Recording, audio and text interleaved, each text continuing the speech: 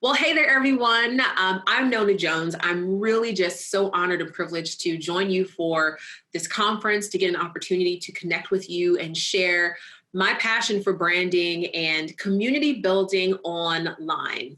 Before I get into the content, however, I do want to just tell you a little bit about me.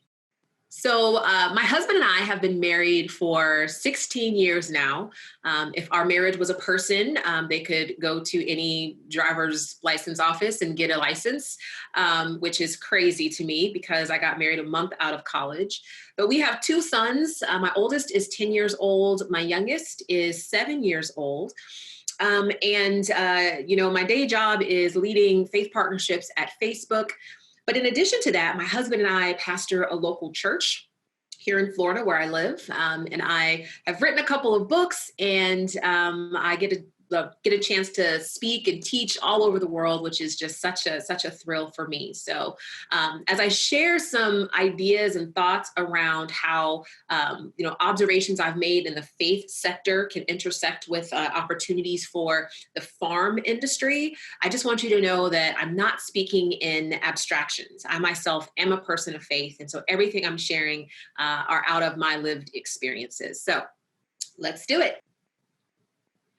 So just to start with framing, the thing that you have to know is there's actually a lot that communities of faith and farming have in common, one of which is that they both exist to nourish the community. Of course, we know in the farming industry, it really is about nourishing the physical health of people. Well, in the faith community, it's about nourishing the spiritual and the emotional and the mental health of people. And I think another common factor, another commonality is, they both are built on the idea of trust. They both are built on the need to serve people, and they're both premised on the idea of healing people from what hurts, healing people from what ails them. So there's actually a lot that faith and farming have in common, even though, on the surface, it seems like they're so vastly different. So let's also talk about the realities of faith as well as farming. So, if you go 2 blocks in most cities, you'll probably come up against 10 churches within that 5-minute walk, right? Similarly, there is a lot of competition in farming as well. And they're both impacted by new technology. And I'll get into this more in a moment, but, with the advent of social technology in particular, it kind of has disrupted the way that people have been practicing their faith, the way that they've been expressing their faith. Even before COVID-19, which of course closed the physical doors of like every church on earth, every mosque on earth, every synagogue on earth, every temple on earth, even before that happened, the idea of people gathering online to connect with faith communities was happening pretty frequently. And so, there has been a disruptive element to the way that the faith sector has learned to function and to operate. And I think similarly, that has happened in farming as well. So now that we kind of know what faith and farming have in common, I want to start to build a foundation on what is brand? What is it? Because before we talk about how to build a strong brand, we really need to understand what a brand is in the first place. And the first thing I want you to know is whether you know it or not, you already have a brand. Because your brand is essentially just your cumulative customer experience. And it's the way that people feel about your farm, the way that they feel about the experience that they have with you and your products, because every interaction counts. It's not just what happens, when they are actually on your physical property. It's how they're interacting with your farm every opportunity that they get. All right. So think about your brand that way. It's much more comprehensive than people typically imagine.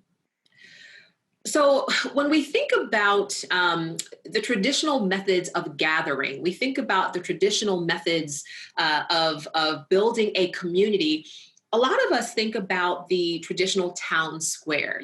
We think of the place where everybody physically goes to meet up. And in many instances, it could potentially be a marketplace. But right now, there is a new town square and it's online, it's in the digital space. So the question becomes, are you there? You'd be surprised how many churches have actually said they refuse to have a website. They refuse to have a Facebook page. They refuse to have an Instagram account because they believe that the real experience of church has to happen online. As a matter of fact, when I first got into my role at Facebook, I reached out to the church communications director of a very large church. 30-some thousand members. And I was just mentioning to them the opportunity that social technology provides to actually build an online church experience. And their response to me was, we use social media to get people to our building, to connect with real people each weekend. I think there is still this idea that, the online space is artificial. The online space is inauthentic, when in fact, the online space is filled with real people, which makes it a real experience. This is why online efforts are so critical. It's not something that's a nice to do. It is truly an imperative and a must do. Your web presence is really your storefront.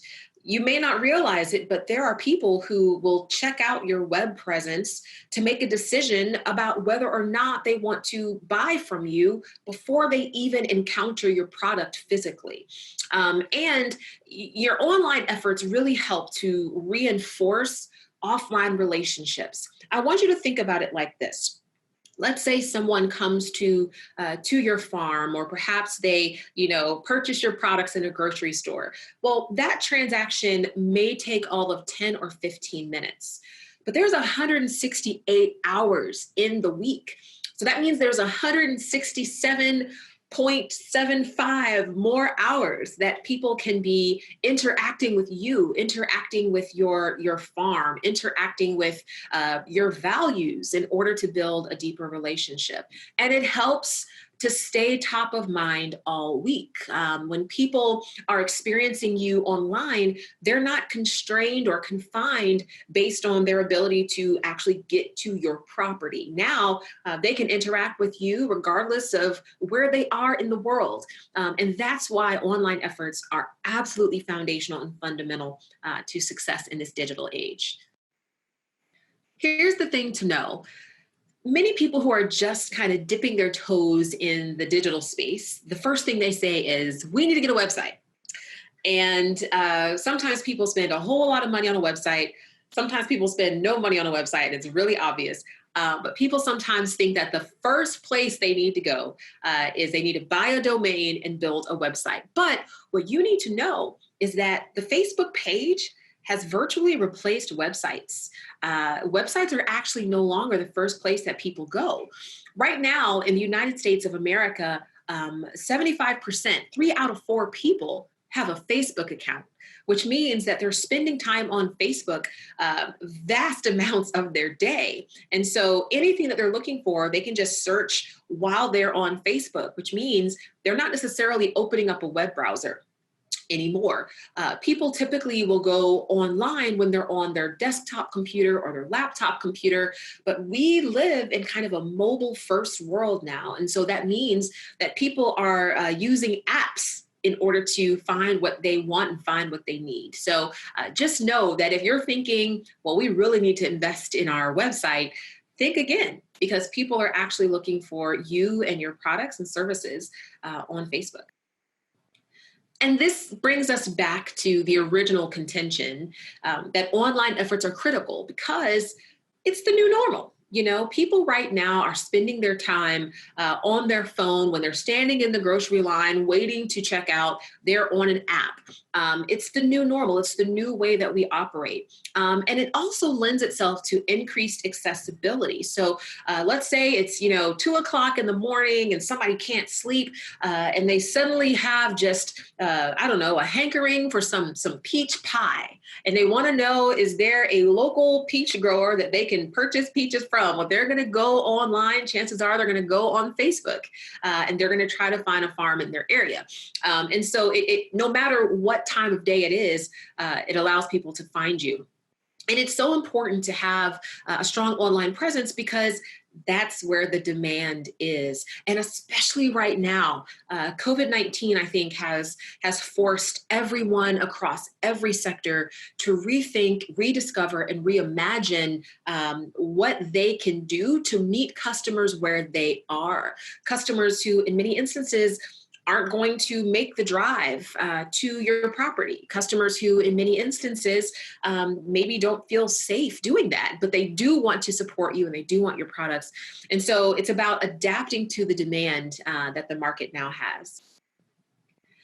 So what I want you to know, from my standpoint, the best thing that you can do is not just throw up a website or throw up a Facebook page. The best thing that you can do for your farm is think about how to turn your brand into a community experience. Because see, the idea of a brand, oftentimes it gets limited to, the logo or the website. But what you have, really your competitive edge, the value that you bring to your local community is a value that you can actually replicate online. Community branding requires going beyond telling people about your farm to actually inviting them into your farm, inviting them into the experience. And I'm going to share more about that. So I wrote a book called From Social Media to Social Ministry. When I first got into my role at Facebook and I started working with churches and pastors and denomination leaders all over the world, what I realized is that there was a mindset that essentially said that church required a date, a time, and a location. And because it required a date, a time, and a location, if something happened that disrupted that date or that time or that location, church couldn't happen. I believe, just as a person of faith, however, when I was reading the scriptures, I realized that, in fact, there was no model for the church being just exclusively required to happen in a place. And so the entire concept of From Social Media to Social Ministry is really about shifting out of a marketing mindset, which is typically what people bring to a social media strategy. So it's not about marketing, raising awareness, increasing reach alone. It's really about ministry. And what is ministry? Ministry is meeting people where they are, discovering the needs and the interests that they have, and finding a way to connect them with other people who have similar interests and needs. So a few things here. It's been said that content is king. And that is true. When you get into the social media space, you really should have content. I mean, you want people to actually see something when they come to your page. But what you need to know is, although content is king, engagement is emperor. The way that these various social platforms, all of them, the way that they work is they try to ensure that people only see the content that they want to see, which means the algorithms that determine what's called distribution of content, they really determine that distribution based on how those people engage with that content. So if the people like it, if they make a comment, if they tag a friend, if they share it, the algorithm recognizes that, oh, this is content that they may want to see more of. So it's not just about content. It really is about engagement, because the more that people engage with your content, the more likely they will see it. A couple of years ago, the algorithm for Facebook pages was changed, and there was a lot of just weeping and gnashing of teeth because people had invested very deeply in building their page following, but the algorithm changed such that people only saw content if they actually interacted with the page. And so this is why I want to make sure you understand this is foundational to community branding, is engagement, driving engagement. The second thing is, marketing, again, it's really all about reach. It's about followers. And there are many people who are really excited to have a lot of people following their page. But what you don't know is that just because there's a lot of people following your page, that doesn't necessarily translate into sales unless you're able to turn those followers into a community. And the platform on Facebook that is absolutely focused on community building are Facebook groups. And this is something that, funny enough, many entities do not invest enough in, but Facebook groups really become the place where people can get to know you, they can get to know each other, and they can have conversations, which I think you as a farmer or a farm owner are uniquely situated to foster conversations about what it means to farm. And I think that is something that can excite people tremendously. The third thing, and I want to emphasize this because I think sometimes when we, work in the social media space, we start thinking that we have to use gimmicks and we have to, use all different types of, creative tactics in order to get people to engage with us. But in fact, we just have to be ourselves. Talk about the things that matter to you. Talk about not just, what you're selling, but talk about the values that you have that are actually leading to producing the high quality that you produce on a regular basis. Authenticity really, really matters. And you have to also know, I think right now, because we live in a society that is very much so focused on health and wellness, you actually have the opportunity to engage with people in an authentic way who may be struggling with, living a healthy life, and they're trying to figure out how they can do this. You're uniquely positioned to lead that conversation. And I always like to give this framing. Think of your Facebook presence like it's a house, all right? So, your page would be your front porch. That's the place where, people can kind of come up and see what you're about. It's very surface, very superficial. But your group, your Facebook group, it's like your living room. It's the space that you invite people inside of. And remember, when people are on your front porch, you don't actually have to open the door. They can just stand on the front porch and look around if they want to. But Facebook Live is essentially like you opening the door. And so I want you to think about, as you think about a community branding strategy, I want you to think about using Facebook Live to kind of open the door to your farm, to give people, kind of a behind the scenes experience of what it's like, to actually invite people into the experience of farming and why what you are producing should matter to them, especially in the way that you're producing it. So again, your page is like your front porch. Facebook Live is like you opening the front door, and your group is like your living room. So that becomes a place where you have those authentic conversations, where you can drive engagement and where you can build community. The other thing you should know about Facebook groups, and this is something that I've really been trying to emphasize across the faith partners that I'm working with, is right now, the algorithm actually treats Facebook groups better than pages. So the way that the algorithm kind of ranks content is family and friends. What they share is considered the highest. And then right below that is groups. So when you create a group and you invite people to join the group, the assumption is if they join the group, it's because they want to see what you have to say. So I want you to, again, to just think about your brand, not in terms of just the logo, not just in terms of the website. Think of your brand as who you are. And I want to go back to something I said earlier. It is absolutely true that you already have a brand, but just because you have that brand, that doesn't mean that that's the only brand you can have. You can change your brand. If for some reason people don't think of you in the terms that you would like them to think of you, you can actually change that. It really is up to you. And so I think the last thing I just want to leave you with, because at the end of the day, what you do is hard work. It's necessary work. You're thought leaders. You are thought leaders.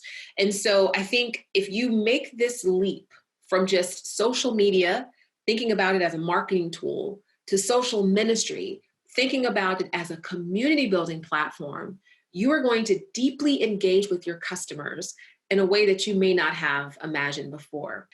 So I mentioned that I've written a couple of books.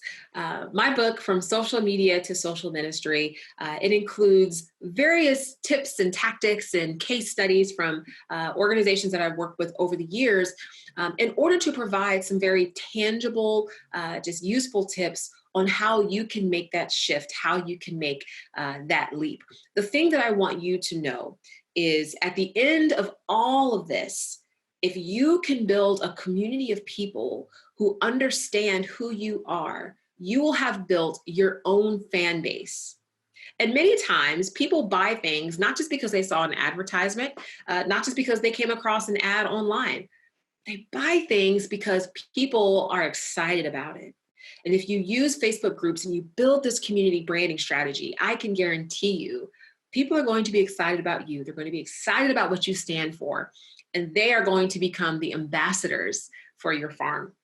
So I want to thank you so much for joining me. I just want to summarize very quickly a few thoughts for you.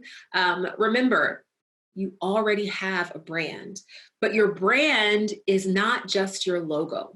It's not just the element of who you are. It's not just what people see. It's the experience that they have. And right now, we're all online anyway. So you might as well be online doing it well. But remember, doing online well is not just about sharing content. Content matters, and you absolutely should share content.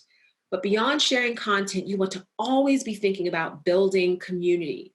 Instead of making statements, ask questions. Connect people to each other. Get to know the people who follow your page or who are in your Facebook group.